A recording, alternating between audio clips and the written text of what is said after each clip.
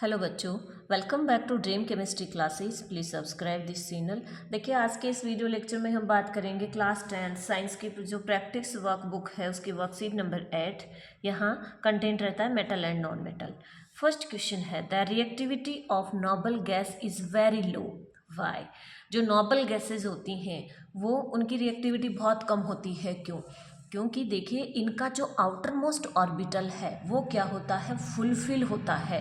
और फुलफिल होने की वजह से वो एकदम से स्टेबल होता है, ना तो वो इलेक्ट्रॉन लॉस कर सकता है ना ही इलेक्ट्रॉन गेन कर सकता है। इसलिए वो क्या होते हैं, बहुत ही कम रिएक्टिव होती हैं। तो because their outermost shell is full and stable and no possibility of loss and gain of electrons. तो देखिए, कोई भी जो एलिमेंट होता है वो इलेक्ट्रॉन का लॉस और गेन क्यों करता है, अपने आउटर मोस्ट ऑर्बिटल को स्टेबल बनाने के लिए, फुलफिल करने के लिए। और इनका ऑलरेडी फुलफिल है तो इनको इलेक्ट्रॉन लॉस और गेन करने की नीड ही नहीं है। इसलिए ये क्या होती हैं, स्टेबल होती हैं, या कह सकते हैं बहुत ही कम रिएक्टिव होती हैं। Right the name of the bond found in ionic compound. Ionic compound होते हैं उनमें आयोनिक बॉन्ड होता है। Why do ionic compound have high melting and boiling point?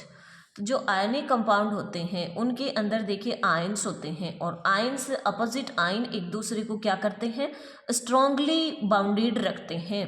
तो इस वजह से इनका मेल्टिंग और बॉइलिंग पॉइंट क्या होते हैं, हाई होते हैं।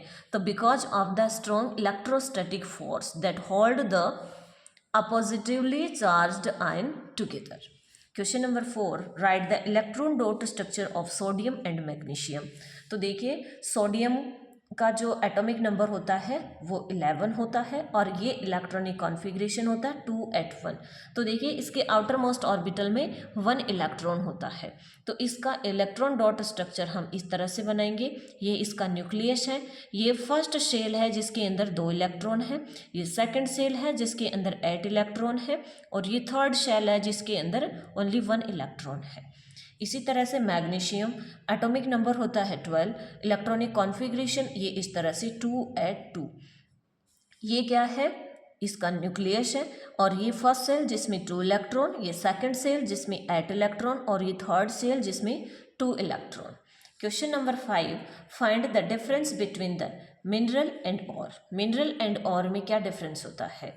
तो mineral contain a low percentage of metal but ores contain a large percentage of metal. जब मेटल का एक्सट्रैक्शन करते हैं तो उस समय हम देखते हैं कि जो मिनरल्स होते हैं इनमें क्या होती है, मेटल्स की अमाउंट कम होती है, और जो और होते हैं इनमें मेटल ज़्यादा होती है।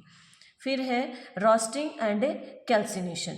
तो रोस्टिंग किन का होता है, कैल्सिनेशन किसका होता है? तो देखिए, roasting used for sulphide ores and SO2 produced along the metal oxide, but calcination is used for carbonate oxide and hydroxide ore। और इनके साथ में गैस भी कौन सी निकलेगी, कार्बन डाइऑक्साइड निकलेगी या ऑक्सीजन गैस निकलेगी। तो ये डिफरेंस होता है रोस्टिंग एंड कैल्सिनेशन में। नंबर 6 क्वेश्चन है, why are antacid used in the case of stomach irritation. Stomach irritation की कंडीशन में हम एंटासिड यूज क्यों करते हैं? तो देखिए, ये जो इरिटेशन होता है वो होता किसकी वजह से है, एसिड की वजह से होता है। तो इस एसिड को क्या करने के लिए, न्यूट्रल करने के लिए, या कह सकते हैं इसकी जो अमाउंट है इसको रिड्यूस करने के लिए एंटासिड का यूज किया जाता है। तो to reducing the amount of acid in stomach.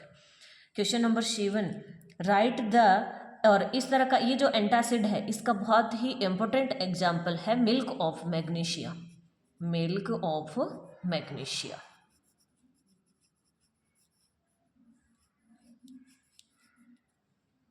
ठीक है। फिर question number 7, write the name of 2 metal which are found in free state in nature. तो गोल्ड एंड सिल्वर। गोल्ड का जो सिंबल है वो होता है AU, और सिल्वर का है AG। क्वेश्चन नंबर 8 है, write the name of the compound which gives blackness और टू सिल्वर। सिल्वर को ब्लैकनेश है वो कौन सा कंपाउंड देता है? तो सिल्वर सल्फाइड Ag2S। ये वर्कशीट अपनी कंप्लीट होती है। मिलते हैं नेक्स्ट वीडियो में नेक्स्ट वर्कशीट के साथ। Thank you.